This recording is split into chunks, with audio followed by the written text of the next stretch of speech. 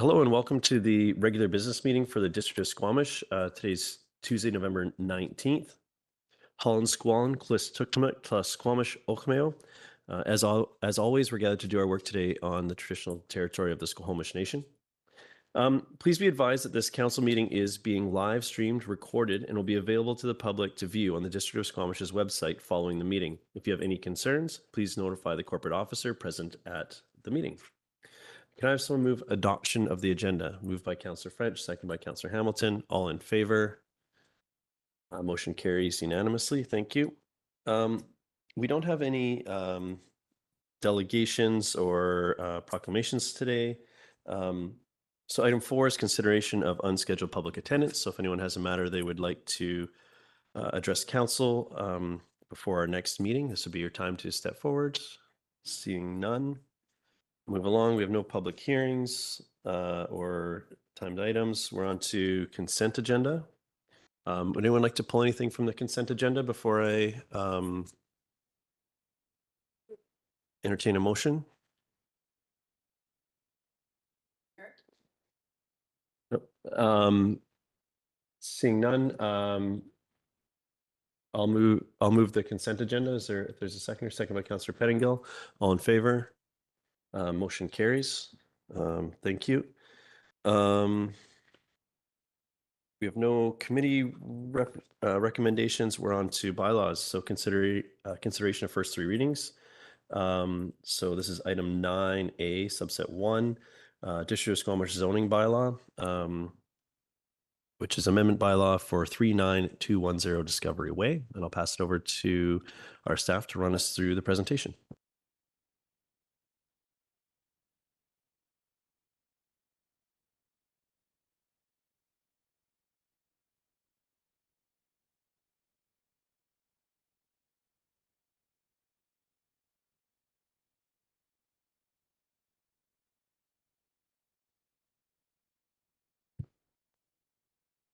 Good evening, Mayor and Council. Philip Gibbons, planner with the Community Planning Department. And this evening I'll be presenting, as mentioned, a rezoning proposal for Walmart at 39210 Discovery Way.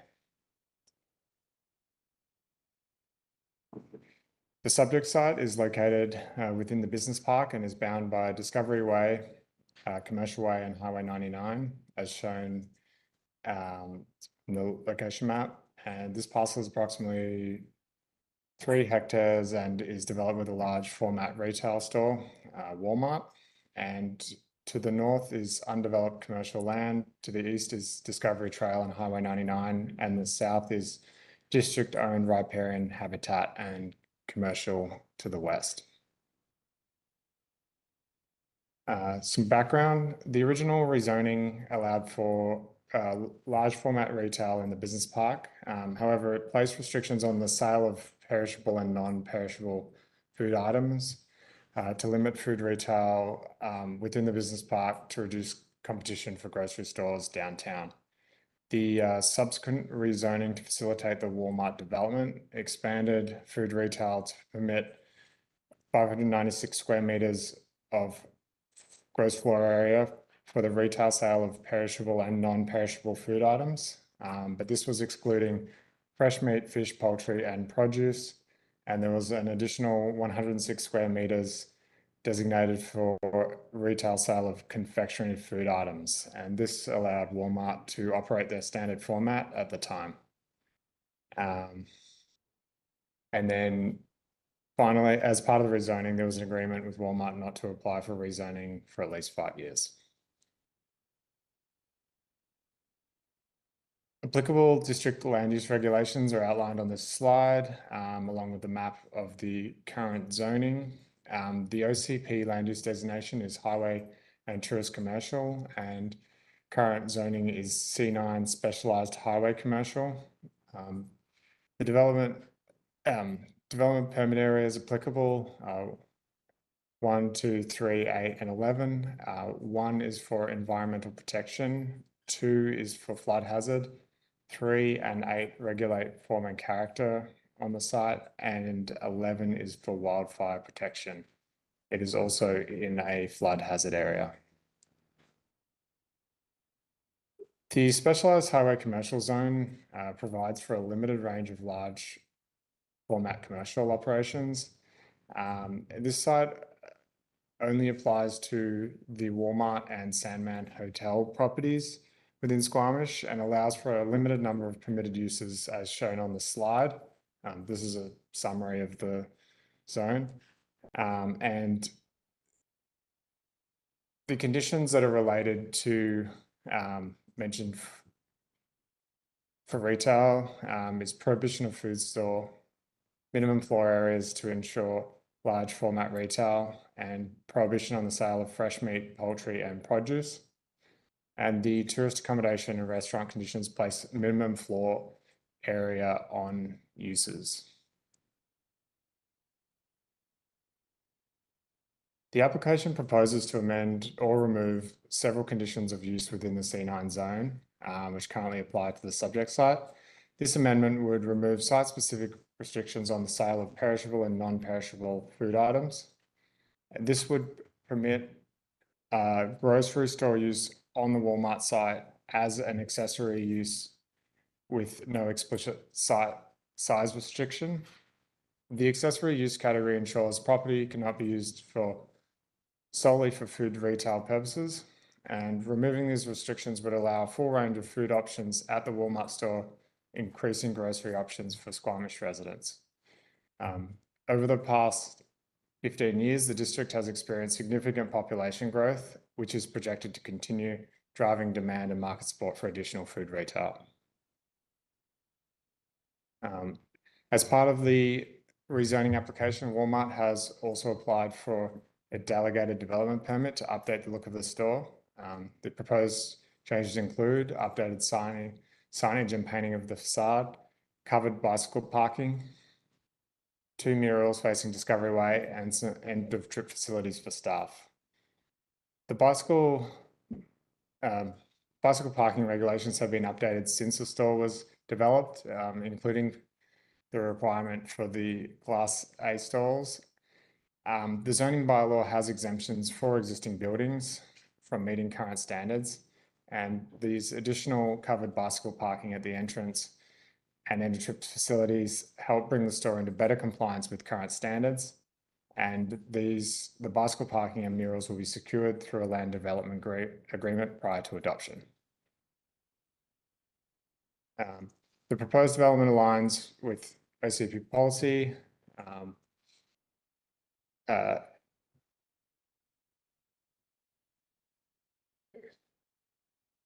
By directing large format retail to the tourist commercial areas, noting that large format grocery is not permitted in the business park as a primary principal use, increases the number and diversity of food supply options, enhances access to healthy, affordable, and culturally diverse food, and it also supports access to food retail in underserved neighborhoods within walking, transit, or cycling distance. Engagement on this project, an information site was placed on site. The application was posted on the development review. No requests for public information meeting were received. The notice of the bylaw readings were mailed out to nearby residents and placed in the chief newspaper. 4 comments were received from the public prior to publishing the agenda. 2 in support of the proposal, 1 concerned about pest control at the site and 1 concerned about crime and vandalism in the parking lot. In addition, a referral was made to the Squamish Food Policy Council, and there were no issues with the proposed amendments identified. It was acknowledged the community had grown significantly and there was increased need for food retail options, particularly in walking distance of the business park, which has seen increased growth over this period. The Land Development Procedures Bylaw notes that council may elect to hold a public hearing for a rezoning where it contains no residential use. Staff do not recommend holding a public hearing as the zoning changes are largely consistent with the OCP. Next steps. If given 3 readings, staff will work with the applicant to satisfy the conditions of adoption. The application would then be referred to the Ministry of Transportation and Infrastructure for approval as required by legislation, and the bylaw would be scheduled for adoption once complete. And so the recommendation is that the bylaw be given first, second, and third reading, and that prior to adoption of the bylaw, a land development agreement must be executed and registered on title, including requirements for provision of 20 covered bicycle parking spaces, bicycle lockers with 4 spaces and internal bicycle spaces for staff, and 2 murals on the west elevation totaling 62.3 square meters. Thank you. Okay, council, questions? Go ahead, Councillor Pettingill. Yeah, I'm just wondering if staff has thought about what impact, and I almost want to say philosophical impact, although I guess that's more of a council question, but in setting aside historical reasons for what's there, you know, in recent years, the discussions that I recall are about sort of avoiding single destination residential sort of commercial residential focused commercial, that we wanted to sort of preserve this for business, for employment and other businesses serving employees, and the idea of encouraging more sort of residential customers to a big box sort of single automobile destination location has been sort of, I think, contrary to how we've been designing things. And so in my mind, if we were to approve this, I'd want to make it more accessible by bicycle, because it's, in my opinion, not a great place to bike to at the moment. And I might want to presume that if we are going to allow residential focused commercial, we should be a lot more flexible on the spaces around this. So you can go, and if you are going to go in your car, at least you're parking once and going to a bunch of businesses and get sort of everything done, and sort of reducing the, you know, the car movements and so on. And so it seems to me that this would be a first step in a sort of new direction for the business park. And has staff sort of, is that something that we are comfortable with? Is something we haven't really thought much about? Or, and maybe this is a bit of a question to my colleagues as well, better than staff.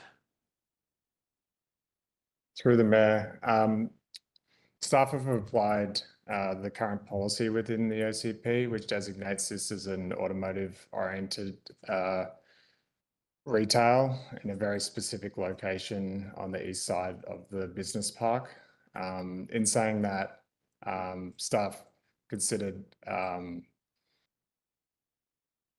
adding additional bicycle parking as a step forward in improving active transportation options, and this store is also served along the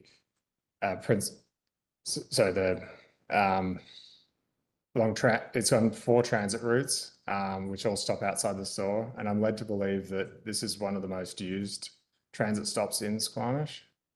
And then, yeah, current service frequencies of around 20 minutes.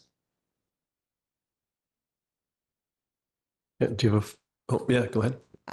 Through the mayor, if I can add, staff do not see this as a departure from overall business park policy. The land use designation for this land is separate, in the way that the use is being included in the zoning is as an accessory use. So it'll continue as an accessory use in the event there was a future store. The site specifically was contemplated as a retail store when it was rezoned in 2002, and the OCP reflects that.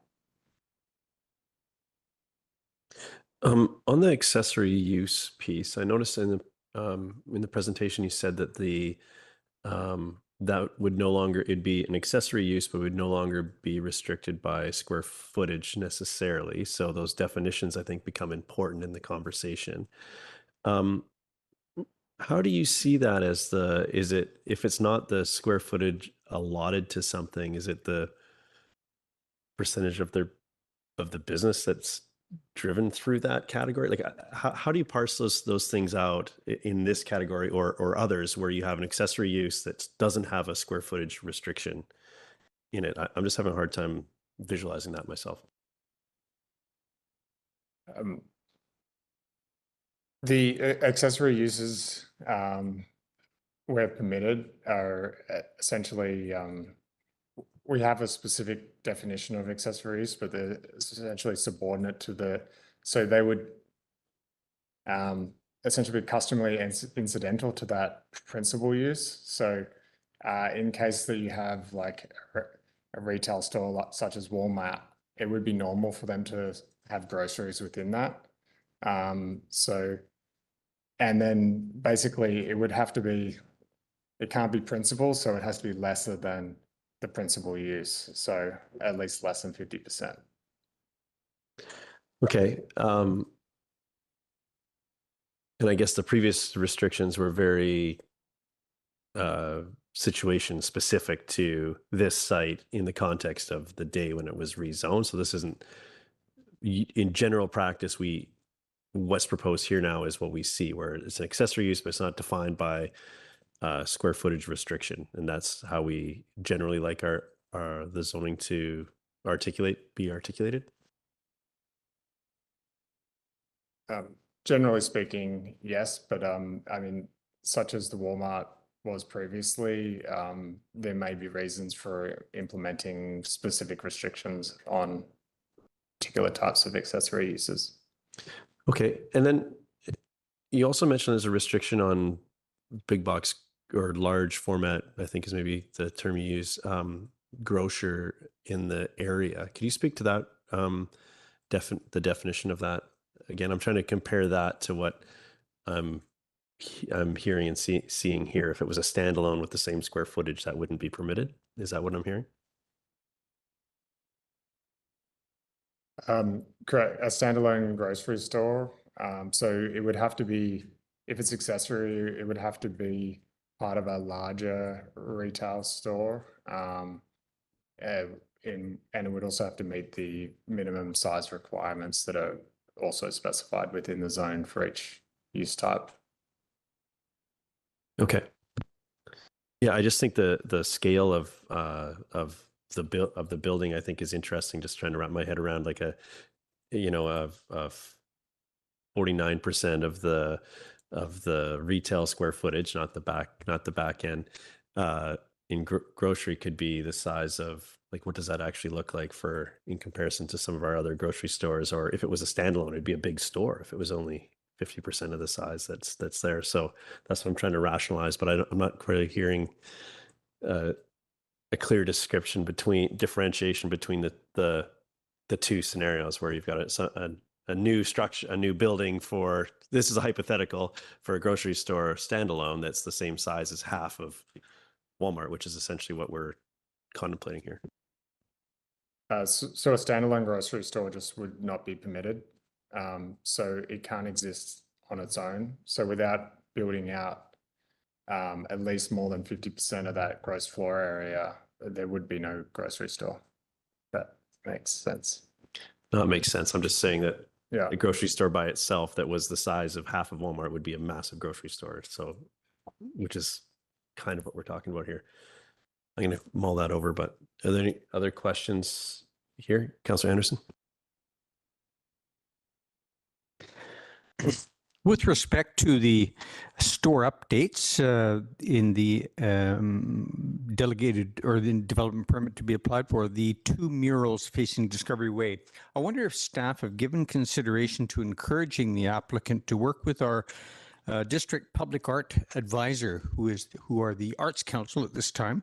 This would not be an obligatory thing under our current district public art policy, but there may be some benefits or advantages to such a utilizing their services or partnering with the Arts Council. I wonder if this has been given any consideration.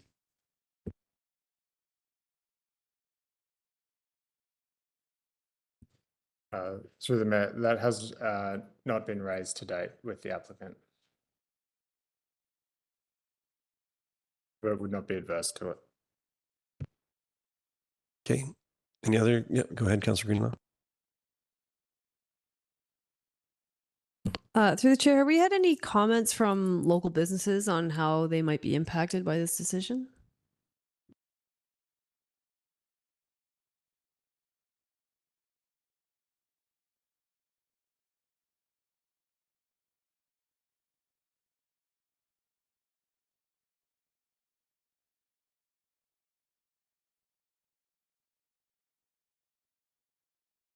Through that, we've received only one comment from the general manager from the Sandman concerned, who had some concerns. That's been included in the package. So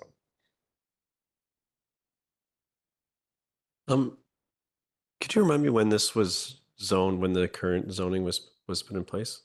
I've just heard a couple dates, or just a couple dates were discussed today. I just wasn't sure, like, when was this actually rezoned to? I believe it was adopted in 2005, but the 2005? bylaw, I think, has a 2004 date on it. Okay, thank you. Go ahead, Councillor Penigal. Was there any discussion about instead of some of the things offered here, or in addition, or contributions to active transit or bike lanes, or anything, just to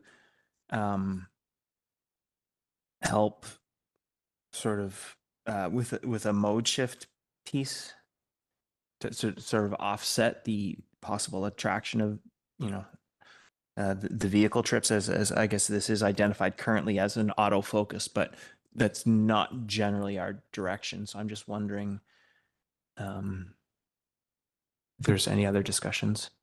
Through the mayor, community amenity contribution would not normally be required for a commercial rezoning. However, staff have proposed the covered bicycle parking to bring it, and end of trip facilities in addition to what would normally be required to improve the active transportation options at this site. So that was the considerations that were put forward. And then switching gears, have we received any updates from Fortis about the risk or consequence of their proposed pipeline along Finch Industrial? Through the mayor, I'll refer this question to Julie Wengi. Through the Mayor, Julie Vengi, General Manager of Community Development. In relation to the pipeline that is regulated by the BC Energy Regulator, so I just thought I'd go over just how that happens and what they have in place. So in relation to pipeline permit holders in BC must have fully developed and implemented pipeline integrity management program that adheres to the Canadian Standards Association, CSA Z662, which is the national standard for oil and gas pipeline systems. The BC Energy Regulator today confirmed that Fortis BC has a fully developed and implemented integrity management program for the Eagle Mountain pipeline. Those integrity management plans are audited by the BCER, and the next audit for the Eagle Mountain pipeline is anticipated to take place when construction is complete. Yeah, I think what I'm looking for is risk and consequence analysis, because it's basically in Canada, there's very little, if any, regulation mandating public safety from what I can tell. And it is our job through our land use decisions, is our opportunity to manage public safety. And it's not a great system. I'm quite frustrated by it, but it's sort of what we have. And so I'm looking for that understanding so I can make a decent decision about land use. But it sounds like then that we haven't received, because we had asked Fortis previously and hadn't had much luck, but they still haven't provided some of the risk and consequence analysis that we've been asking for.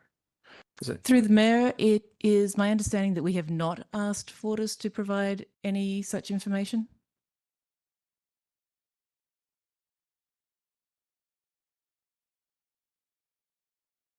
I think I know that you're, Councillor Pettingill, I know that this is a concern that comes up for you and for many of us with land use around adjacent to the pipeline. I just don't want this conversation to get too derailed by this particular piece. I do think that we have made some requests, and we can circle back to this piece separately if that's acceptable to you overall to get that addressed. But I think we need to, if you have another line of questioning, I think this one's, all the answers that staff are able to provide us today. I know that you have unanswered questions. Maybe that's what I'm trying to say. Go ahead, Councillor Hamilton.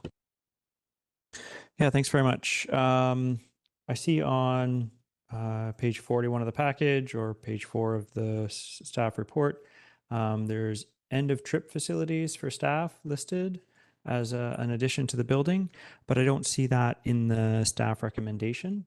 So I just wanted to clarify, what exactly does end of trip facilities for staff mean?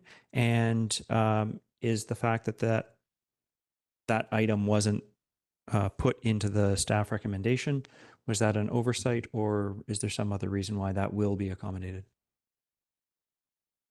Through the mayor, it wasn't an oversight, but staff didn't see the need to specifically secure that through a land development agreement, and that it can be dealt with through the development permit. And to fully answer your question, it doesn't include showers, but essentially changing rooms for the staff. Any other questions?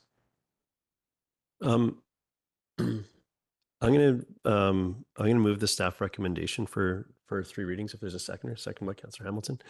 I'll speak briefly to this, or attempt to be brief. I think I'm supportive of this change. I think it's important that our land use decisions evolve over time as the context changes. At the time, 2000 or 2005, our population is around 14,000 people. We had, and I remember this discussion in the community around protecting our existing grocers, and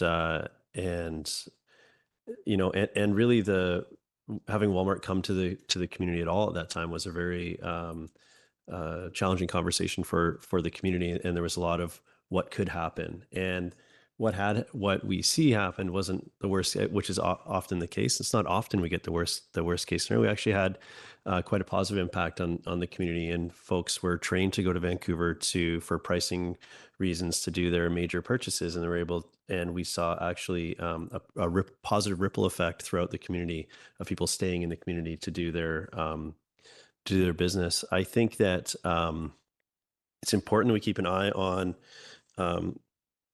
decisions that we make in this room around affordability and at what cost. I will note that the majority of our other grocers are unionized facilities, and I generally am aligned with that, with everything that goes with that. However, in my travels this year, in particularly as far north as Whitehorse, I've noticed that our grocery prices here are more than they are in some of these places that are very hard to get to, and thus should be reflected in the pricing of the grocers. So if we weren't experiencing the high costs that disproportionately high costs here in Squamish, I think this conversation could be different. But there's a limit to everything, and I think that it's totally responsible to take this step now in the context of 2024. So I'm happy to support this. I will also note an important piece for me. There's been some conversation here, and I appreciate the conversation around how we increase the access and via other modes of transportation. We heard about the transit usage there is really high. We've also heard we have secured some covered parking spaces for bikes. And something that's been kind of silent here is that the automotive repair use that was originally included in the zone that had a lot of businesses in our community that are small businesses that are run by locals is a use that's being removed from the operation, has over time faded away, and now it's formal. So I think that on balance, for those reasons, these things are rarely cut and dry. But on balance of all those factors, I'm happy to support this moving forward. So I'll be voting in support, and I encourage my colleagues to do the same. Councillor French, I think I saw your hand next. Yeah, thanks, Mayor Hurford. Modernization of this store is, in my opinion, overdue. I support these changes based on feedback that I've had from residents who welcome the increased competition in the grocery sector. And as an added bonus, the murals and the additional formal bike infrastructure, I think, are going to be positive new additions to the building. Thank you. Thank you. Councillor Anderson. I note in the staff report that there has been a referral to the Squamish Food Policy Council. Some years ago, there would also have been a referral to the Downtown Business Improvement Association, although I don't think that existed at the time when a $100,000 fund was established that Walmart contributed to support downtown small business. I don't recall all of the details of that fund. However, I think in the current circumstances, such a referral and establishing a new such a fund would not be relevant to this proposal for us at this time. I have been consulting some of the businesses downtown. They're in fact a little bit more concerned about our potential paid parking program implementation, and not least the two downtown malls, one in particular, and they did raise the issue that the paid parking program will not have any impacts on the Walmart parking lot, but it may on theirs, and the Walmart, of course, being a competitor. So otherwise, I would like only to make one suggestion to encourage staff to reach out to the applicant, to encourage them to consult with and consider utilizing the services of our district public art advisor, Squamish Arts. After all, Squamish Arts sponsors an annual mural art festival, and they have expertise, not least in project tendering. In Squamish, we have several experienced mural artists, and that includes individuals in the Squamish Nation community. So that's just something I would like to encourage staff to consider in dialogue with the applicant. Thank you. Thank you. Councillor Hamilton. Thanks very much. Yeah, I'll be speaking in support of the motion. I think that adding grocery use to the Walmart is a perfectly reasonable and sensible thing to do at this time. Ironically, Councillor Pettingill, I think that the park your car once and go and do all your shopping, this actually facilitates some of that. Perhaps people will be doing fewer stops along the way. So I am completely in alignment. I would like to see more bicycle and active transportation systems to get in and out of that area, but that's not Walmart's responsibility. That's our responsibility to put that active transportation network in place. And as we heard, I think it's last week, that's not an inexpensive endeavor. I would also like to support and encourage Walmart and staff to encourage staff to encourage Walmart to work with Squamish Arts on the mural. I think that would be a great benefit to Squamish Arts, and also demonstrate Walmart's contribution to our local community and our local artists. Thanks very much. Councillor Pettingill. Yeah, thanks. Unfortunately, I'm not going to be able to support this, and the primary reason is actually not the proponent's fault. As alluded to, the Fortis pipeline, Fortis wood fiber pipeline that is going along Finch Industrial is an incredibly unusually large pipeline that close to human habitation. And I've been asking for Fortis. They did a presentation and I told them clearly it was insufficient. The information they should provide is outlined in Z662 that they should have ideally. And they've not been willing to share it. And without that information, I am not comfortable that this is safe. And so my only tool as a local official is to think about land use in proximity to that pipeline. So in the absence of when most of the information I have says that this probably isn't a safe thing. I have to go with the best information I have, and I would encourage us to find a way to get some better information, and we may have some further and hopefully soon conversations about how we might do that. But at this point, unfortunately, that is a deal breaker for me. I will say, though, stepping back, were it not for this, I don't. I have trouble knowing which way to go. I do think that the current OCP is accommodating sort of something that we wouldn't have done today, probably, had we been doing it from scratch. And so while it's technically consistent with the OCP, I don't think this sort of operation is generally inconsistent with the sorts of discussions we have. Now, maybe we're at a time in our community's growth and so on where it does make sense. And so if we move forward and we determine that actually this pipeline is safe, I think I will have a harder time telling other people asking for temporary use permits for a different retail business, a small retail business, residential consumer focused stuff in that area, to say no to that, given that we're saying yes to this. Because to me, we are really moving towards much more resident consumer focused businesses in that whole area. And I think we need to be aware of that. I believe this is what we're doing.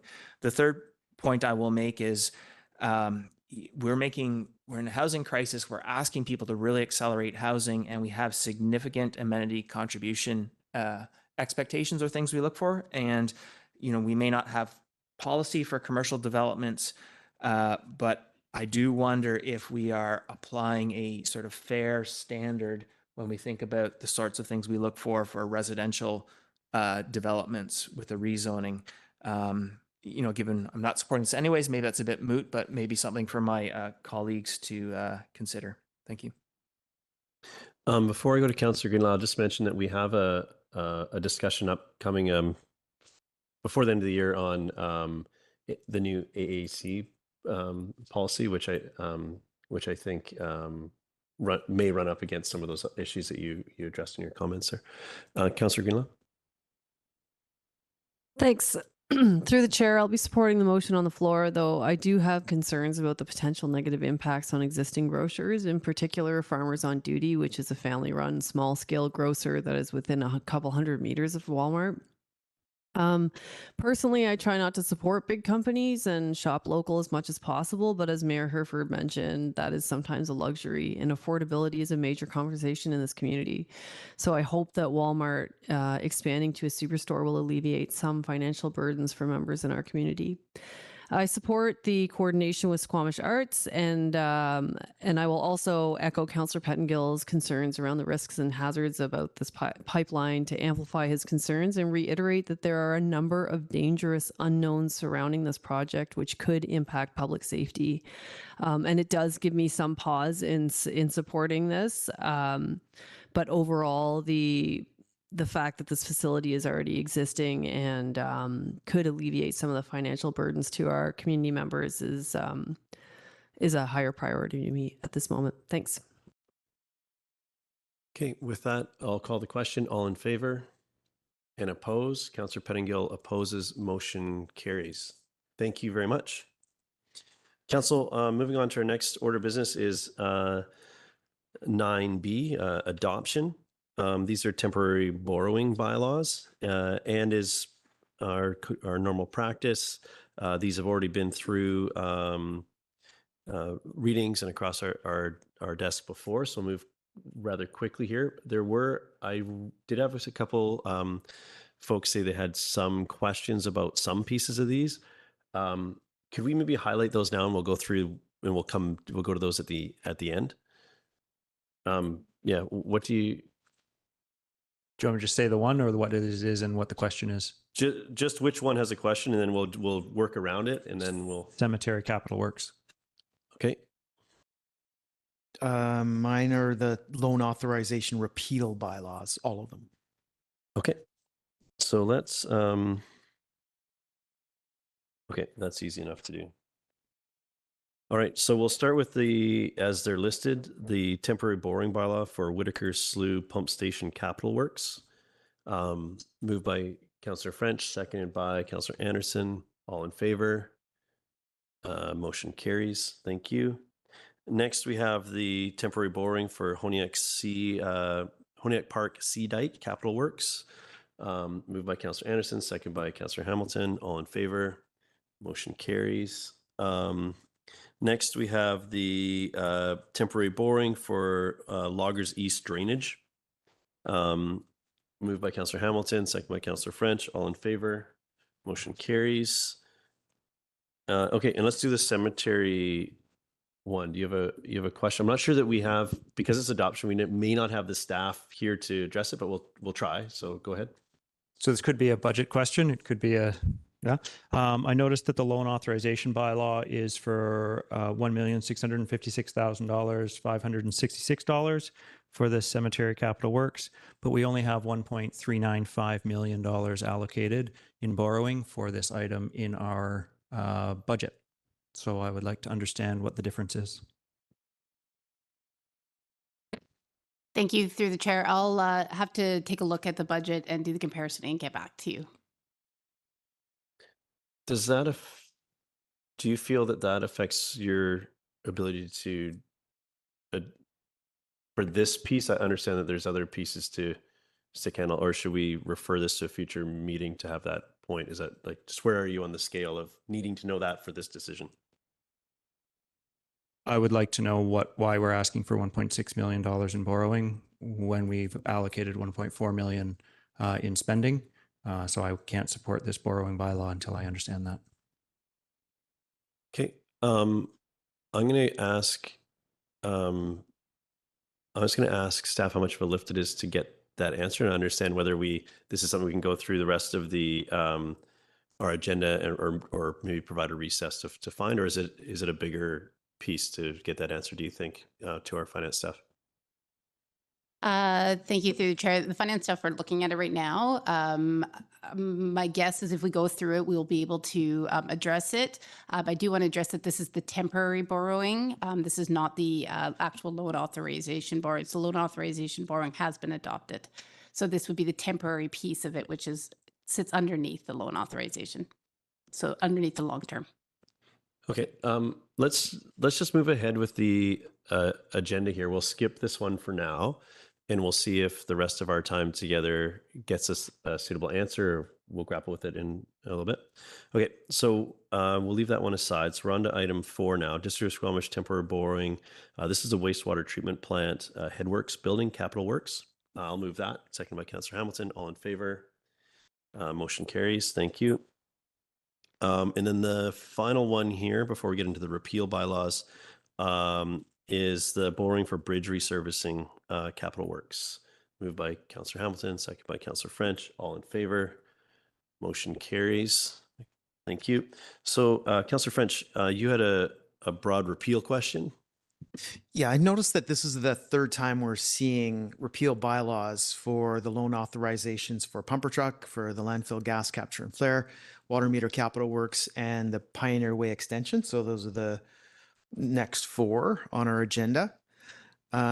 We saw similar adoption repeals on July 16th and June 4th. And in looking back over the details in June and July, I saw only minor differences each time that these have come to us. So I'm wondering what's causing these repeals to come back to us for what appears to me for a third time. I feel like we have a finance and a corporate answer. Go ahead. Yeah, we'll start with the financial. Yep. Through the chair, thank you. So the repeal bylaws, 3 readings came in May of 2024, and then they came back after there was the ministry direction that we needed. Yes, that's right. So needed to change the some of the notations on what was required in the bylaw. So that was why it came back. We are now here at the adoption. Okay. And so and those changes I remember going through that session, they weren't substantive. These were requests, basically we're obligated to by the province for what the casual observer may view as semantics. Through the chair, that's correct. They were administrative in nature. The nature of a repeal bylaw is to take the outstanding loan authorizations that we have not gone to issuance and no longer need off of our books. Okay, thank you. Did you have anything to add to that? Okay. Yeah, thanks for that refresher.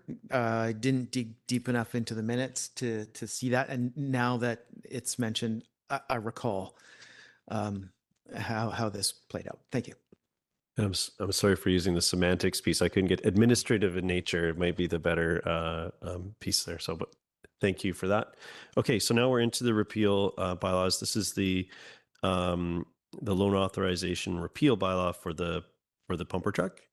Moved by Councillor French, second by Councillor Hamilton. All in favor? Any opposed? Motion carries. Thank you. Landfill, again, repeal bylaw. This is for the Squamish landfill gas capture. Moved by Councillor Hamilton. I'll second that. All in favor? Any opposed? Motion carries. Thank you. Next, we have, again, a repeal bylaw. This is District of Squamish water meter capital works loan authorization repeal. Moved by Councillor Hamilton, second by Councillor Anderson. All in favor? Motion carries. Thank you. Sorry. Here we go.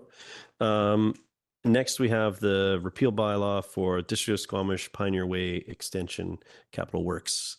Moved by Councillor French, second by Councillor Hamilton. All in favor? Motion carries unanimously. Thank you. And we have another presentation. So I just want to make sure that we will come back to the to that loan authorization piece for the cemetery following the next topic. So we'll move on to item 10, which is staff reports. So 10A1 is Public Works Facility Tender Pricing and Budget.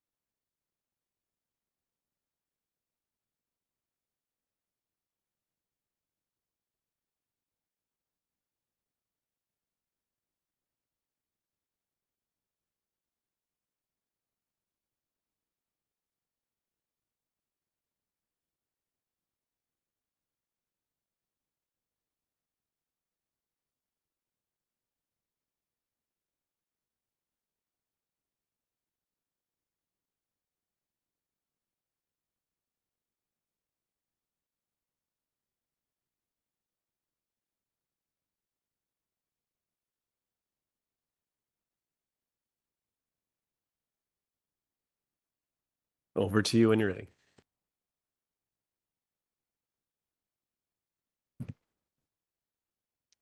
Hello, my name is Sarah Bailey, Director of Engineering, and I'm here with Craig Milley, Manager of Procurement. And we're here to bring to Council the tender pricing and budget update for the Public Works facility. So we have a recommendation, and it's that Council will direct staff to update the draft 2025 to 2029 financial plan to include a total budget of 37.9 million for the Public Works facility. We have an agenda for this evening. The presentation will be shared between Mr. Milley and myself. We're going to get into brief background on this project, and then some education items around the project delivery method and this particular contract, which is a construction management at risk contract. We'll get into the specifics of the contractual arrangement, an update on the cost estimation process, tender pricing, the overall budget, and a summary of the financial plan. The objective of this presentation is to present the updated Public Works facility budget for endorsement for inclusion in the 2025 to 2029 financial plan. So as a bit of background, this project is for the replacement of our Public Works facility.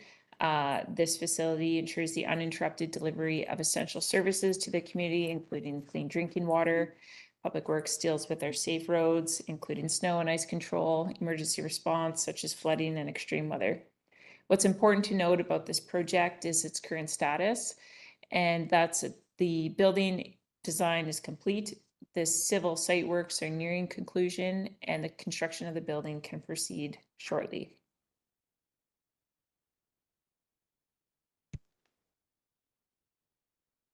Thank you, Ms. Bailey. Before we jump into talking specifically about the Public Works project, it's important to maybe step back and look at the project delivery method that we're using on this particular project. Most construction projects are done through a traditional method called design, bid, build. Most of us are familiar with that. What you may not be as familiar with are some of the alternatives.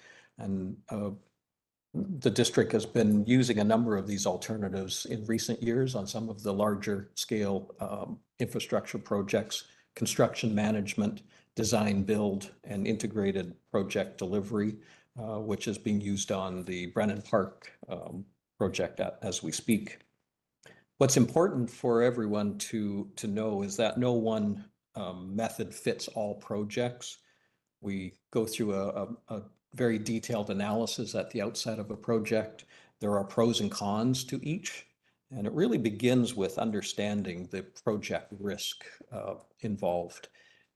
Very site specific, so we look at all of the project specifics before choosing the appropriate project delivery method.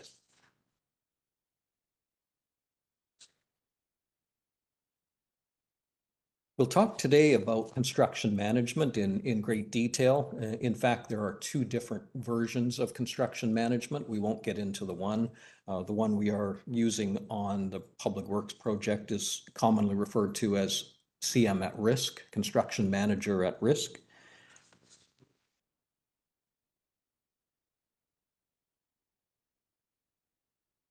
What is different in CM at risk is the presence and involvement of a builder, a constructor, in the design process. If you see the graphic in front of you, we just wanted to illustrate there the relationships. You'll see on the left side the design team and their sub-consultants, but we also have on the right side the construction manager brought in at an early stage. And the purpose of bringing in the builder at that stage is to provide constructability advice and ensuring that the final design is practical and cost-effective. It is hoped that by having their input at an earlier stage, the design errors that are more common in design, bid, build are avoided. The leading cause of change orders in traditional projects are errors in design that need to be corrected and which can result in significant project delays. With CM at risk, you're getting buy-in to the design choices from the builder, who is ultimately responsible for carrying out the work.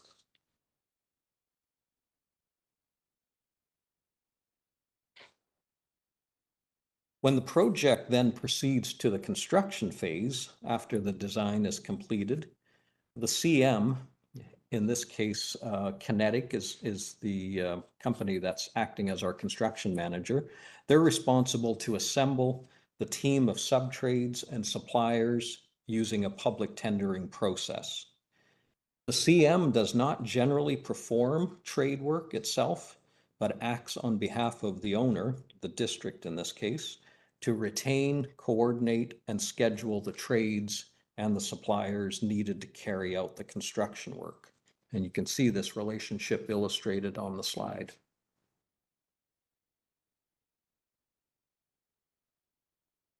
As you would have seen on the previous slide, the two main players along with the district in the Public Works project are S2 Architecture, who are the designated design consultant. And during construction, they also become the contract administrator, which is a very important role we'll talk about shortly. Kinetic Construction Limited is our construction manager. And these two players were both selected through open tendering processes conducted by the district in 2021, and both have worked on the project through the various phases since the inception. The executed contract that we use is a standard industry contract developed by the Canadian Construction Documents Committee, commonly referred to as CCDC contract number 5B. While each party has their own separate contract with the district, both S2 and Kinetic have distinct roles to play during the construction phase under the CCDC 5B contract. Kinetic is tasked with assembling the team and carrying out the work, while S2, acting as the contract administrator, ensures that the work conforms to the design agreed upon by all parties. This unique contractual arrangement provides more price certainty and should result in fewer change orders from this point forward. The contract stipulates chargeable items under the cost of work schedule, and the CM's management fee was established in 2021 as a result of the public bidding process. This contract ensures the district will only pay for the actual construction work, actual construction cost as bid by the various subtrades, plus a management fee. I'll also take the time to point out a little bit more on the design consultant's role. When they take on the additional role as contract administrator, their job is to provide inspection services, contract administration. They act as payment certifier for the district. And finally, they act as our intermediary whenever there is a need for change orders or changes to the work. The next step in the process is the acceptance by the district of the tender package presented by the CM. And this will allow the CM to sign individual contracts with each of the selected subtrades and suppliers, thereby locking in the cost of the work as presented today and preventing further escalations.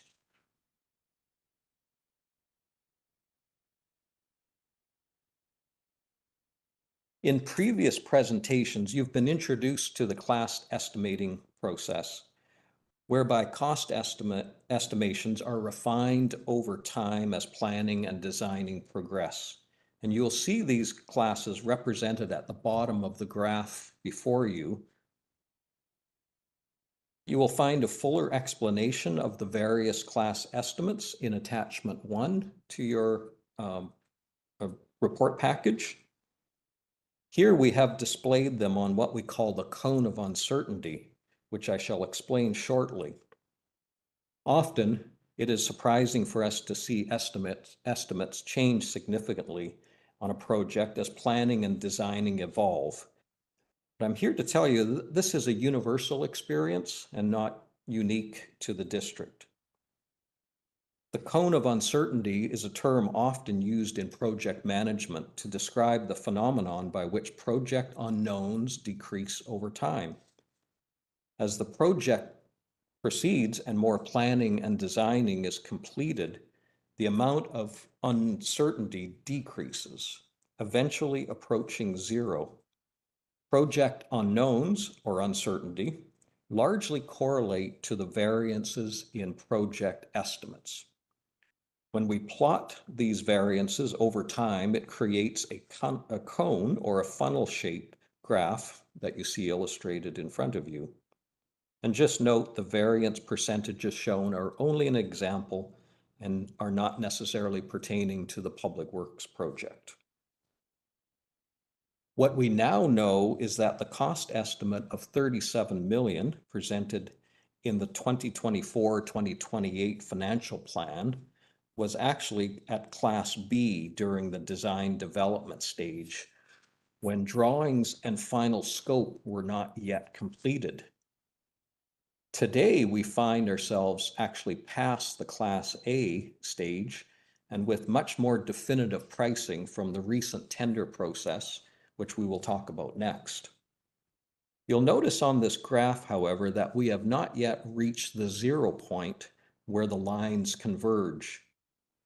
There is, however, significantly less uncertainty today than at Class B when the $37 million budget was established, but we still have some uncertainty to deal with, and that we will discuss shortly. And it's important to note that we've shown a red arrow on the graph to illustrate where we are roughly in the progress of this project. So the project has now surpassed the cost class estimation phase utilized during pre-construction, and the project is currently in the construction stage, specifically at 2.2 cost control and accounting, referenced in your attachment 1.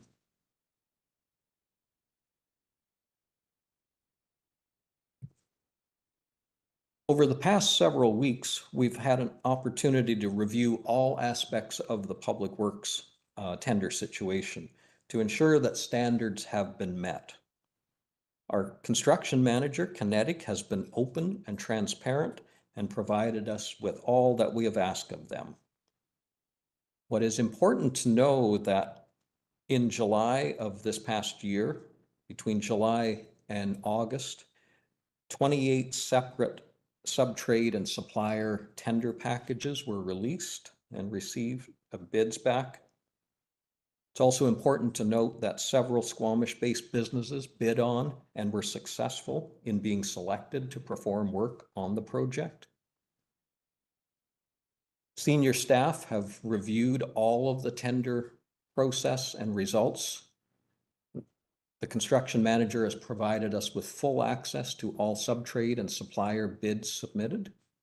The staff have reviewed all of the relevant documentation and the CM's recommended bids.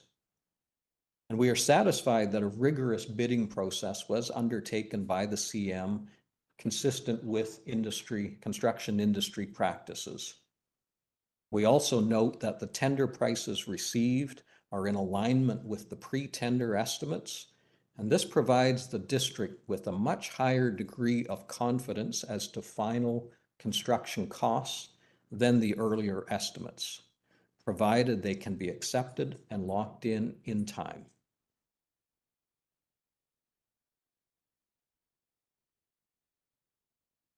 So in the past few weeks, staff have worked to refine the overall budget number.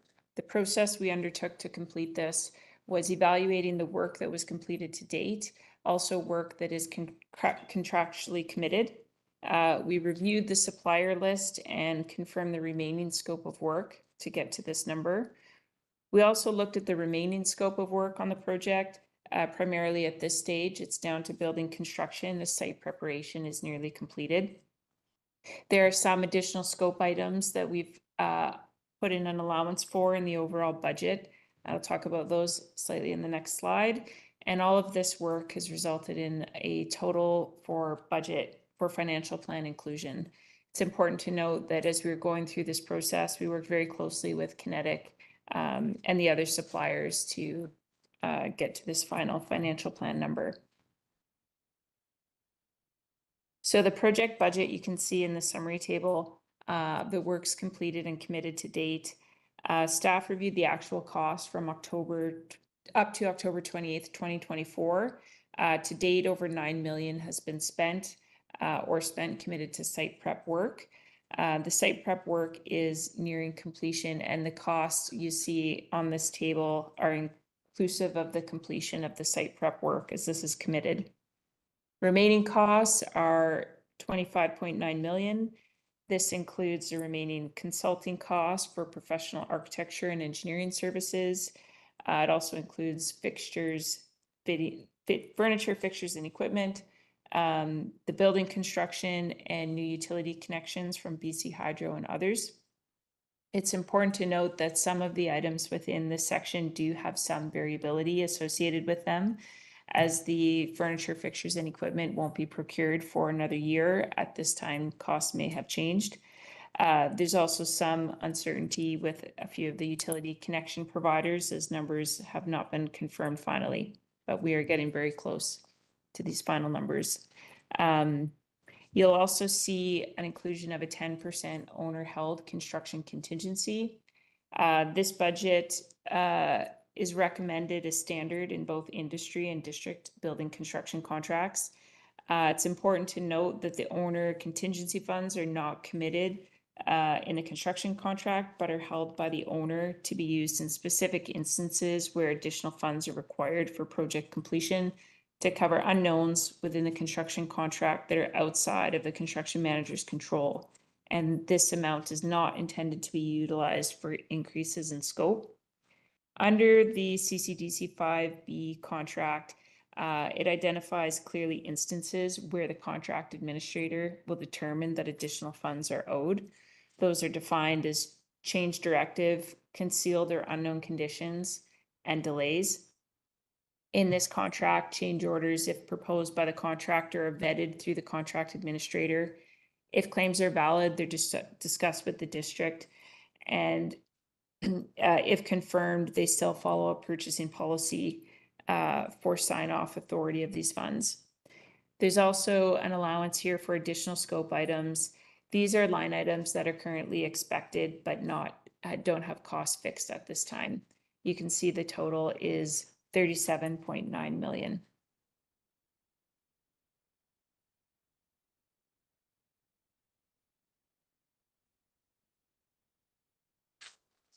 This is a summary of what has been presented to council in the past and where we're at today. As Mr. Milley discussed, costs are refined over time as projects progress. The number 37 million was presented in the 2024 to 2028 financial plan, and this was at a Class B cost estimation.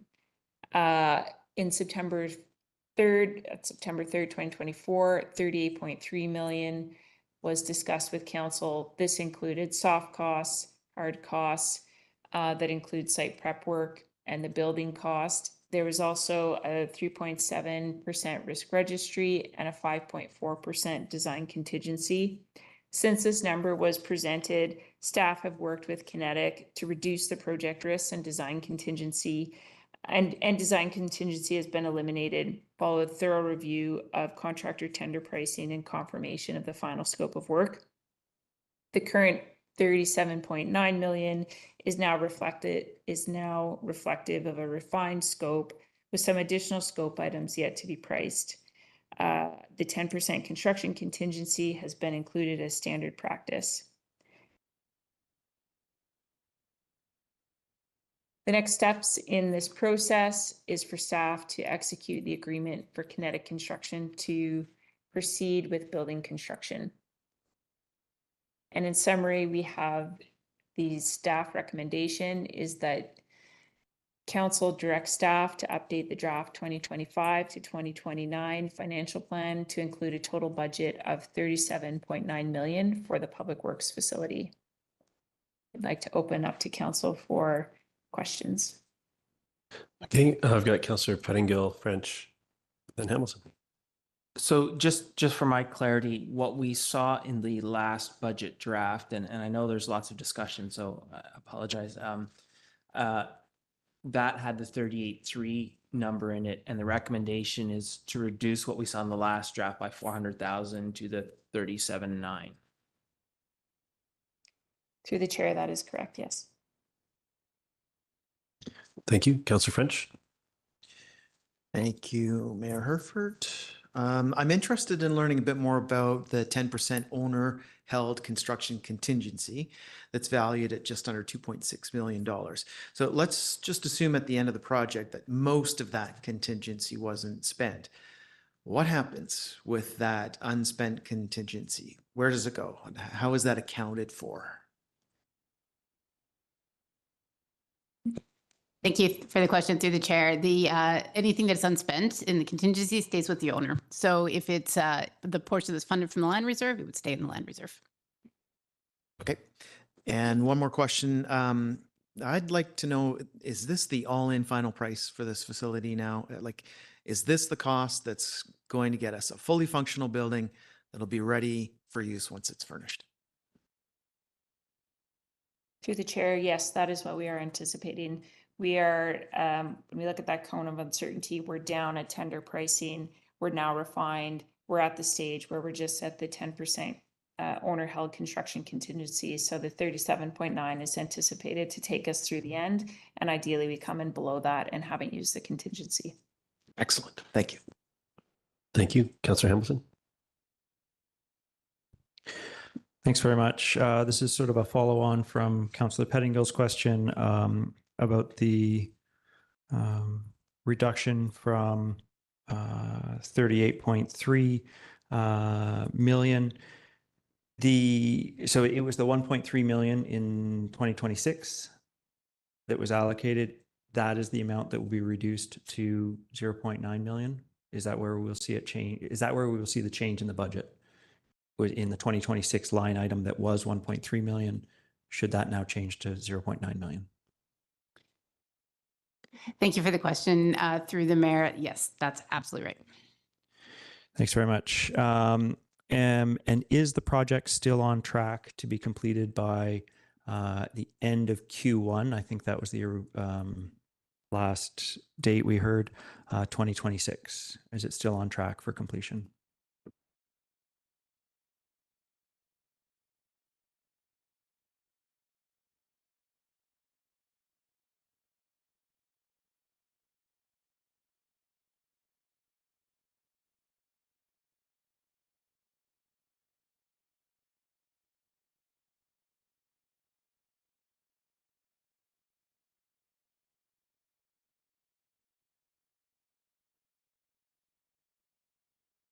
In case any more context is needed, that was given at the September 3rd council meeting. Thank you for the question. The point of why we were checking was to actually look at what the contractor has put in their tender pricing, and they've confirmed 16 months from the date of contract, this additional execution. So from the date that we give this confirmation, then it's 16 months. It should be from tomorrow.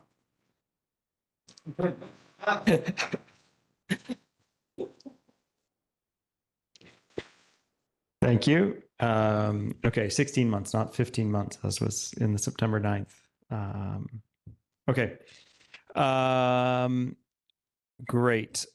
My last question is about the owner held contingency. I really appreciate the detail with which staff have gone through this contract and understood the pricing of this facility. I have confidence that staff does understand why the price is what it is. But I would still like to ensure that we do everything we can to make sure the price stays within the 35.3 million that it's budgeted, not budgeted, but targeted to take. I completely understand that the construction administrator needs to have the authority to be able to spend money from that owner held construction contingency. And I think that's extremely important that that can be done effectively and efficiently. I do not want to interrupt that process. I do, however, think it's important that council remain informed of any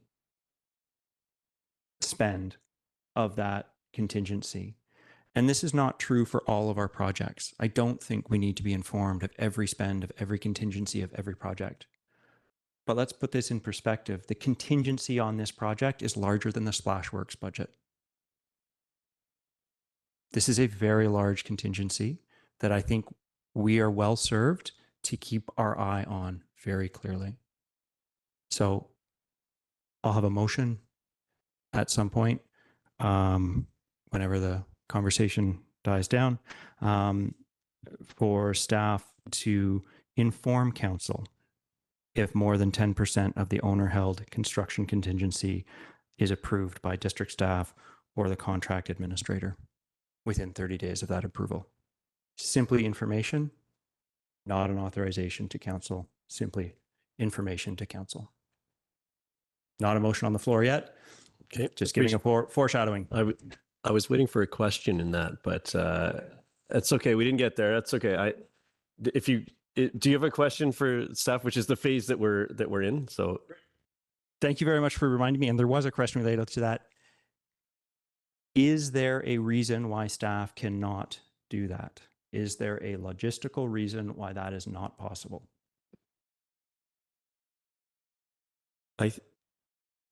I'll go to Miss Glenday, and then I might try rephrasing the question that I think gets to where we're going. But yeah, go ahead. Through the mayor, logistically, it is possible. Respectfully, I would ask if there's a possibility that council would accommodate staff reporting on a quarterly basis rather than every 30 days beyond a change order. As it is, staff are planning to continue quarterly reports specifically related to the real estate facilities master plan, given the scope of the projects and essentially, the novelty of how many facilities staff are working on behalf of council and the community. If any change orders related to public works could be included in that, it creates more efficiencies and a regular cadence. So it would be every 90 days as opposed to trying to manage getting it on the agenda 30 days after the change order. It just feels a bit clunky. So that's our respectful suggestion. And outside of that, there's no logistical reason why we can't. Yeah. Do you have a follow-up? I'll just clarify, when I say inform, I don't mean that it's agenda time. It can be a memo that's added to the agenda that doesn't require agenda time. And I've selected 10% of the owner-held contingency. That's a threshold of $250,000 for us to be informed of. And it's not a $30,000 flagpole. It's a $250,000 piece of the contingency. I think I would like to be informed of it within 30 days of that decision. Okay, let's on the contingency point, and we'll come to a motion, or we'll deal with your motion in due course. But on this contingency point, sorry, the wording that you use in the presentation was, it's not intended for. But could you speak to actually the constraints? Like, can you pull that apart? What is a contingency there for, and what are the contractual obligations related to release of it or of its use, if any, and the way it was phrased when we're all kind of picking up for that was that it's not intended for, which implied that it could be used for. So I wanted to give a chance to sort of pull that apart a little bit and make sure we're all on the same page as to what the contingency is and isn't, to inform the future discussions we're going to have here. Thank you for the question. Within the CCDC contract, there's actually defined terms: change directive, concealed or unknown conditions, or delay. And those are the times at which the contract administrator will propose additional payment to the construction manager. In that framework of the contract, if the contractor brings forward a request, that gets vetted first through the contract administrator. Sometimes they're thrown out, sometimes they proceed. And if they proceed, they come to the district for our agreement on that additional spend. If it's meets the threshold for our purchasing policy, it also runs through that piece on our end. So we have numerous checks and balances in place to make sure that there's one, reason for this additional spend within the confines of this contract, and two, that it actually is approved by the district, and three, that it runs through our purchasing policy. Okay, thank you. Other questions, council? Okay, are you moving the staff recommendation? Go ahead. Is there a I'll second that. You want to speak to it? Yeah, thanks, Mayor. This building, this project has had a rough history. And I'm glad that we are now at this point where we have this solid figure of $37.9 million to work from. And in putting this motion forward, I am looking forward to 16 months from tomorrow, the mayor having an oversized pair of scissors and the rest of council at his side to cut a ribbon to open this building up. Thank you. Painted a great picture for us, Councillor French. I'll go to Councillor Greenlaw. Yeah, happy to support this motion. I'm going to echo some statements from Councillor French. Also looking forward to 16 months from now and some gigantic scissors. Thank you for all your hard work. Thank you. Go ahead, Councillor Hamilton. Yeah, thanks very much. I'm also happy to support this this direction. Maybe happy is not, never happy to spend $38 million on a building, but I am confident that staff clearly understand what money is being spent, why it's being spent, and I have confidence that we have control over that spending. So I feel confident to move forward with this recommendation. Thanks. Thank you, Councillor Penningill. Yeah, I will be supporting this. We've done a lot of due diligence on the numbers as high as they are. And I think it's important to recognize that the managing the flood control levels are an important piece of this. This is a critical facility, and it's important to make sure that it functions even if there is flooding or can function shortly thereafter. And it's a bit of an aside, but before I was on council, I understand there's significant community discussion, examination of, do we continue building in the floodplain and so on, and community made a decision, and so we are proceeding along that basis, and we're seeing, especially with climate change and everything that's going on, it is a tough thing to do. And maybe at some point we will want to revisit that decision, but this is the path we've been on for quite a while, and it's challenging sometimes, but this is again a critical facility. Glad that this has been given extra scrutiny given the high dollar value. It's unfortunate too that there aren't grants available for this like there are for rec facilities like Brennan Park and so on.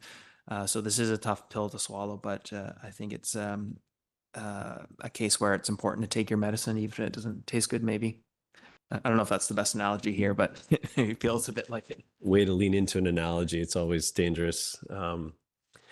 Any other comments before I venture some of my own?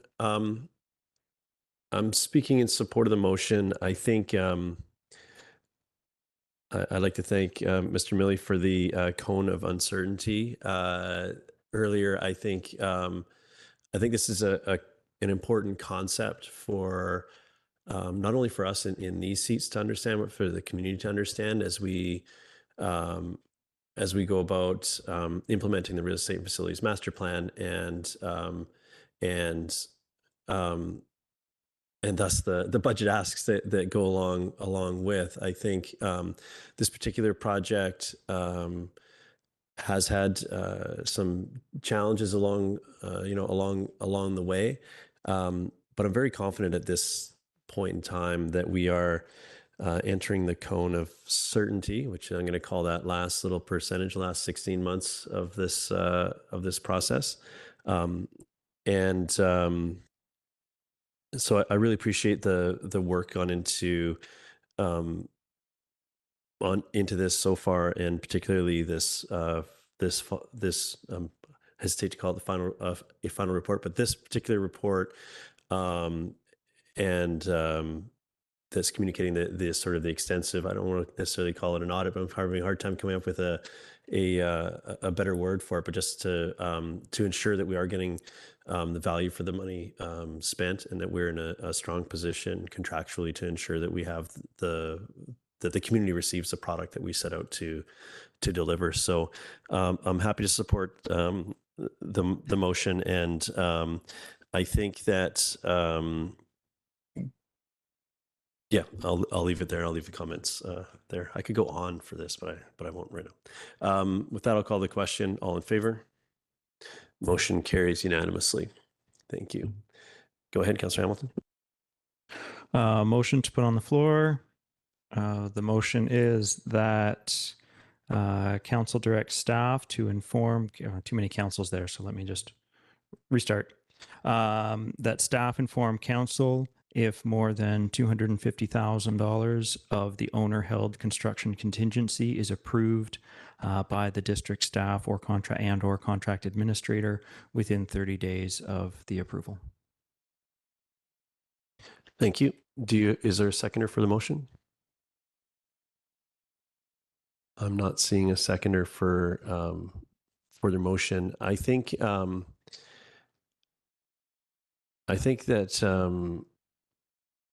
I'll test a motion that I think may have is that going forward in the real estate and facility master plan updates, a specific section is included on the contingency spent to date as a reporting function of those reports. That's been my motion. Are you seconding that? I think it gets at what you're saying and just trying to turn it into a quarterly function instead of a not quite ad hoc, but a 30 days from some unknown time, so that we can check into. Maybe we're going to see 4 updates a year that say 0 being accessed. We never know, but I just feel like this is appropriate sort of frequency, and you're seconding that. So I'll be brief with this. I think that we heard in the presentation what contingency is and what it isn't, and there's a contractual sort of obligation for these things to ensure that that this big thing gets done. And but I do think it's important for the transparency, particularly on this particular project, that through no fault of anyone here has had a challenge to get to this point, and has had a lot of and continues to have a lot of public scrutiny. So I think it's important that we call that particular piece out.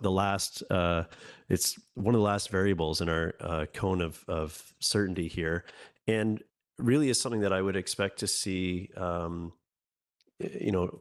in a quarterly report anyhow. But I think that highlighting this and is important for transparency, and I hope it gets to sort of the thrust of my colleague's concerns with the earlier motion that he tested. So I don't think we're adding a specific. This doesn't feel like a big load that we're adding to a workload or a new mechanism to keep track of. So that's why I'm proposed this motion, and I hope it's supported. Other comments here, Councillor Pettingill, Councillor French. Yeah, a question for my colleague, and I this motion does resonate with me a little more. Just my concern with the one that I didn't second was one, given that this is not asking for approval, it's a reporting piece. If there's something important in the 90 versus 30 day, to my mind, again, if there's going to be regular quarterly, regardless of the amount, sort of quarterly update on the contingency spend, it seems that this is actually maybe giving us a bit more information, but I'm just wondering if I'm missing a piece in 30 versus 90 days. Just as a member, I'd say that this motion also has no threshold to it, like the other one did. So I think, and I don't think, given that these processes, some of them have to happen quickly, and some of them will be, others will be disputed through and resolved through through process, that I think nailing down that 30 days is actually could be quite challenging. I know that with our not agenda planning in so much as finding some time in a consent agenda for a memo to come through, but to turn into a report for council through the normal process in a 30-day time window is just a bit clumsy for me. So I don't feel that we're losing anything. This will be part of an established process. But whether gets to the thrust of to the core of your question or not, and perhaps that was for others, and that question is for others in the room, not for me. So I will go to Councillor Hamilton for next comment. So since my original motion wasn't seconded, this is a I'm willing to support this motion as an alternative that may be amenable to council. The piece I think that we lose, that we miss in this mechanism, is our quarterly reporting is not always up to date. The quarterly reporting is always lagging a little bit behind, and we could be seeing reporting that's lagging behind, and we're 16 months. We've got 4 quarters for this project to be complete. Yeah. So there's 4 updates for this project, possible updates for this. And I think that the entire contingency, things could start to go outside of our sight lines, which is understandable and okay, because it's within the contingency, within 1 quarter. Considering this is our largest capital project we're engaging in, and that this contingency is the size of many capital projects that we have had many conversations about, I thought it was worth seeing this come faster. But I understand that if that's not council's, council is in agreement on that, that's okay. This is a good second option. Thank you. I think a key aspect here for everybody is to understand that this is that council doesn't have, under this motion or the previous motion, the authority to approve or deny the pieces that are pulled from the contingency. Is very prescriptive as laid out in the contract. So really, this is a reporting and oversight piece, but not a decision piece. So I want to make sure that we all understand what we're discussing. Go ahead, Councillor French. Thanks, Mayor. And speaking in favor of this motion, I contemplated seconding Councillor Hamilton's motion for discussion, and then found myself not wanting to vote against the motion, because I do support the spirit of it. But I heard Ms. Glende loud and clear about efficient use of our staff time and staff resources. And I think this lands us in that place and addresses that concern. And I also think that this discussion should have our staff hearing loud and clear exactly what Councillor Hamilton is hitting at here. This is a huge project with a large contingency, and it's important to this council that we're kept up to date on what's being done with this contingency. And I suspect that if something goes significantly sideways and there needs to be special reporting from staff outside of that quarterly, maybe we'll see that happen if need be, if justified. Thank you. Thank you. Councillor Pettingill. Yeah, I will support this. I'll say too, going into before we had tonight's presentation, given the magnitude of the project, I had some concerns and I didn't fully understand what the contingency could or couldn't be used for. And so the magnitude of the contingency, in sort of absence of an understanding of restrictions on it, I was a little more concerned about the opportunity for expansions in the costs that I wouldn't be comfortable with. But hearing about the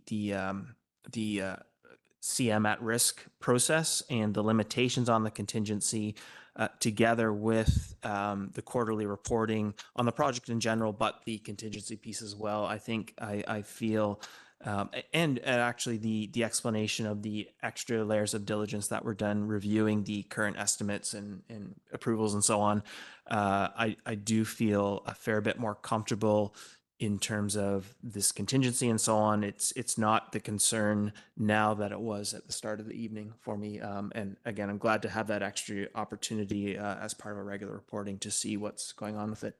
Thank you. Thank you. Okay, with that, I'll call the question. All in favor? Motion carries. Thank you. Okay. Thank you to staff for that. We moving on with our agenda. We have no late items. We have no correspondence action requested. No correspondence referred from the consent agenda. Same with the minutes referred. No business arising from the minutes. We're going to go back to I'll go through the pieces that we don't have and then to buy some time and we'll come. So no committee minutes reports, council any notice of motion. Seeing none, we'll move on, and we have no in-camera announcements, but we do have, so I'll go back to, where was it? This is a temporary boring bylaw, the cemetery capital works bylaw. There was a question posed earlier, which I believe staff is ready to speak to. Go ahead. Thank you through the chair, and appreciate the additional time for finance staff to gather information. So as suspected, the difference between the 25-29 financial plan and what's in the loan authorization is an amount that started in 2024. So approximately 250,000 was the beginning of the project. The loan authorizations are based on the 24 to 28 financial plan. So that brings us to the 1.6 million. Yep, go ahead. So 250,000 has already been spent in the cemetery? 250,000 is in the 2024 financial plan. Got it. Understood. Thank you. With that in mind, I'm going to give you opportunity to move this one. So moved by Councillor Hamilton, seconded by Councillor French. All in favor? Motion carries. Thank you. And thank you for staff for digging up the answer for us. Next is unscheduled public attendance, which we have none. Open question period. Does anyone in the gallery have any questions for us on anything we've discussed today? No hands right away. Anybody online? Nope. So next we have council or staff announcements. Anyone like to get us started here? Go ahead, Councillor French. Thank you, Mayor Hurford. Saturday night, I attended this annual Squamish Firefighter Service Awards with General Manager Bill Stoner, and Mayor Hurford was on hand as well. And Council, I want to share with you one of the most touching moments of the night. It was the presentation to Mike Fieldhouse, who is now retired from the fire department after more than 25 years of service. He was given a framed memento that included the name badge from his turnout gear, and they gave him the helmet that protected him at the calls that he responded to. So I personally want to take this moment now to thank Mike for his contribution to our community. Wish him all the best in the future, while also thanking all of those who are active members of the fire service in Squamish. There were many presentations, service pins for 5, 10, 15 years, and some new awards. It was a great evening, and I was honored to attend. And one final thing, the transgender flag was raised here at Municipal Hall at noon on Wednesday, November 13th. It was a bit of a rainy event that attracted a committed group, including Acting Mayor Greenlaw. With the new administration taking over in the United States following the elections to the south, it's just more important than ever for those who believe in acceptance and human rights for all to unite against hate. And we saw that on that Wednesday. I'm proud to work in a building with a symbolic flag flying just above us to remind us of how important it is to be respectful, empathetic, and supportive of each other, something that I see week after week in these chambers. Even though we come into these discussions with differing opinions and sometimes strong differing opinions. I was given a transgender bracelet at the event, which I will wear and be honored to continue wearing. Thank you. Councillor Greenlaw. Yeah, just building on what Councillor French was saying, I just wanted to share that as acting mayor last week, I had the privilege of speaking at the Transgender Awareness Week flag raising. There was a short break in the atmospheric river, and the Pride community were quite happy about the turnout. The district's wonderful equity and inclusion advisor, Ms. Kidner, spoke, mentioning that this place has historically been very accepting of two-spirited people. And though there was a lot of fear and sadness in the group, given the recent election results down south, I just want to reiterate that I'm proud to be part of a council that is supportive of people because of their differences. That we are a council that stands for the rights of all people. Women's rights are human rights, trans rights are human rights. I personally think that society's rigid binary gender definitions is a core problem, leading to a lot of the anti-trans sentiment, but that just may be my bias as a woman who has spent her entire life challenging gender norms. I brought my youngest with me because she didn't have school last week, and I asked her if she understood what we were talking about. And she said no. And I'm trying to explain these concepts to a 6-year-old, and I'm like, well, there are girls and there are boys and there's everything in between. And it's time that we just get on board with that because you're not changing it. And I also, coincidentally, for once in like the last 10 years, I went out Saturday night a couple weeks ago, and all the CAPU women's soccer team was there because they had just won third place in the CAA women's soccer championship for the first time in 23 years. So I just wanted to give a shout out for them. It was so great to just see these super talented young women just out celebrating and having a good time. I was really proud of them. They just took over the entire place. It was like 95% chicks. It was awesome. So anyways, congratulations to those fine ladies, and yeah, good luck to them. Okay. Others? Go ahead, Councillor Penigo. I'm gonna, I think, go in reverse chronological order. So this past Saturday, had the occasion to see Connor Lum Connor Lum and Friends play a jazz performance at the Anglican Church put on by the House on Performing Arts Association. Connor is a young gentleman from Squamish. Had the opportunity to work with him at Ampton the Park for several years, and he went off to school and has become an incredible musician. So he brought some of his colleagues up, and it was a fantastic show. Had some local musicians come up and join him on the stage, and I think it was well enjoyed by all. I saw a colleague there enjoying the music as well. And then Remembrance Day, and it feels like forever ago already, but it wasn't that long ago. And it seemed to me, and maybe it's just my perception, but bigger than it's been in a couple years. And the weather threatened to be pretty miserable, but through the ceremony, the rain mostly held.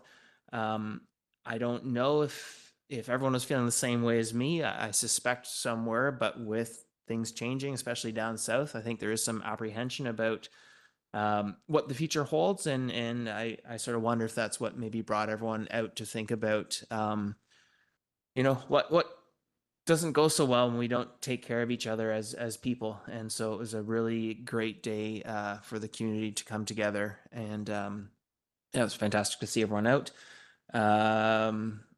Assuming the mayor may mention our 2 attempts, second one successful at a budget engagement, but want to thank everyone that had a discussion with me, and also on the first attempt when we saw what happens when there's an unexpected power outage, seeing the staff manage everyone in the facility in the dark very professionally, and no one seemed upset, and everything went smoothly. And subsequently, I heard from parents and others who were there for other reasons, just had kids in the pool and so on, and were very pleased and complimentary of our staff and how they managed to keep everyone safe and get everyone out of the pool and everything. So kudos to staff, and especially the lifeguards and the folks working the pool that night. And I'm breaking my chronology here, but on Thursday, I had an opportunity to join the Sea to Sky Tech Exchange held at the Common, and met a bunch of people that I didn't know were in Squamish. And we say this often, I think, but man, the talent and the incredible people doing incredible things we have in Squamish is just unreal. So yeah, it just makes me really excited to be here and the fantastic things that are happening here. And yeah, so many great events and groups of people that you just don't even realize are here, but it's probably why this is one of the reasons why this is such a special place. So it's been a pretty good couple weeks. Thank you. Okay. Any other updates? Yeah, go ahead. Sorry, I just wanted to mention, I believe that Pearl Space is having a trans violent, like a vigil on Wednesday night. for the trans community. Yeah, tomorrow, I think. So anyways, look it up before you show up. Okay, we will investigate that and report out.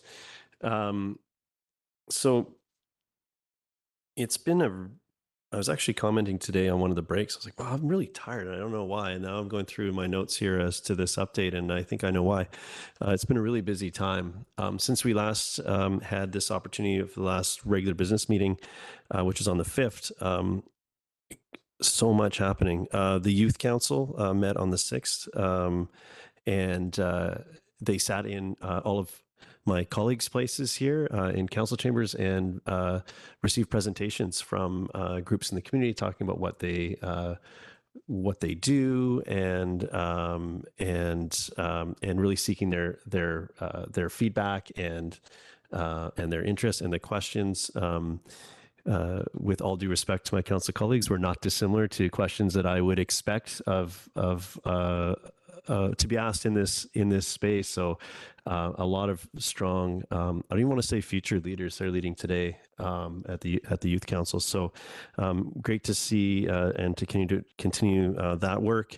I have budget night no-go as on the 7th, and it was great to see how much the community was there on that attempt, and of course staff doing both managing the public and all of us that were guests in their facility for the night. So I appreciate our community's flexibility as we work through the unknown from time to time. So we'll get back to the budget night that did happen. But earlier that day, and that was the 7th, I had the honor of participating in a emerging entrepreneurs program at Capilano University. So CapU hosted, the Chamber of Commerce organized the sort of the mentors, and then Howe Sound Secondary students presented basically their business plans, their business ideas at different levels of development, and it's sort of in a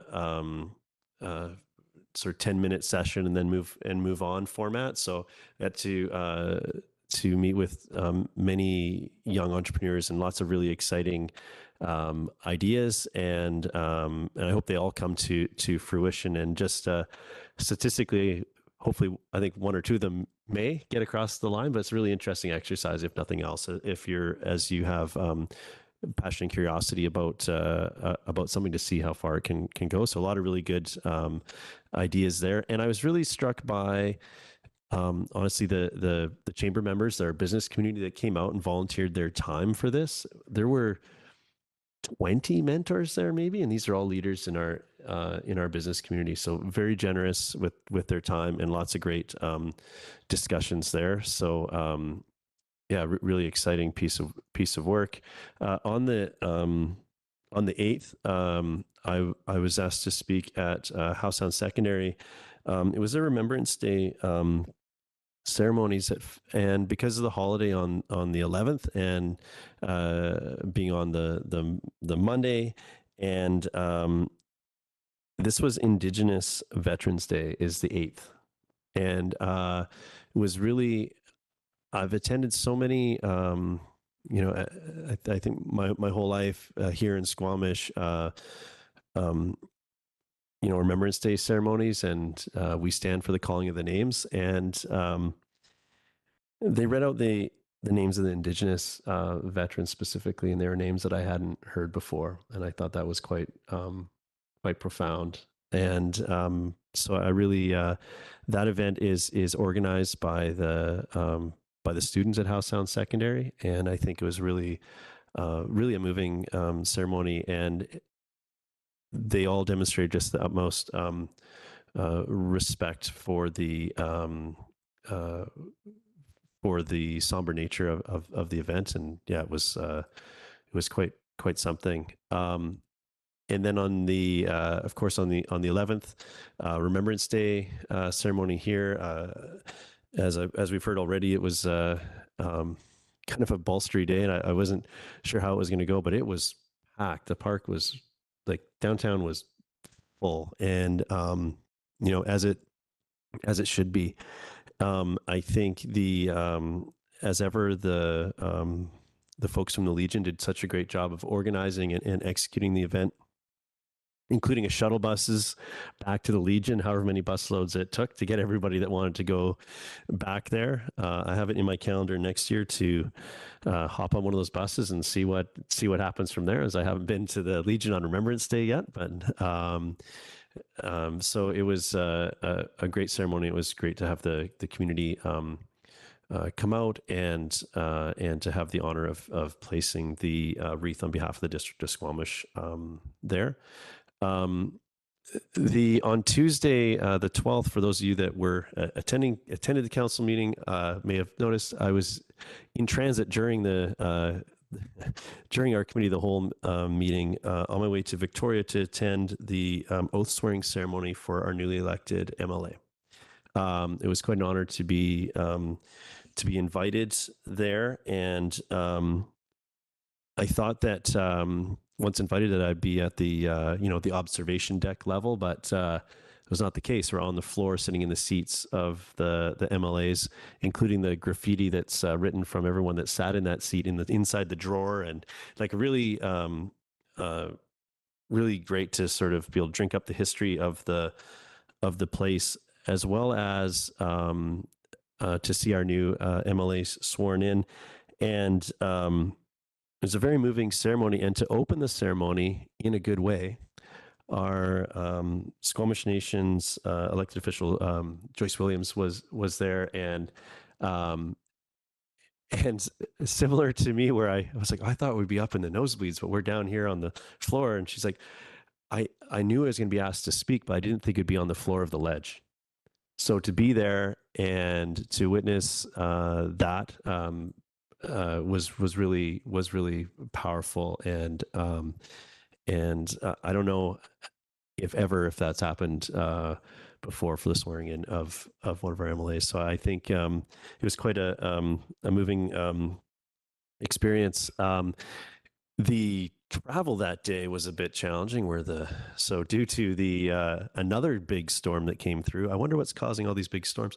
And a canceled ferry. I wasn't able to make it back in time for the transgender flag raising. So thank you for those that to Councillor Greenlaw as acting mayor for covering for me, and for those that did attend. And I'm glad to hear it went well.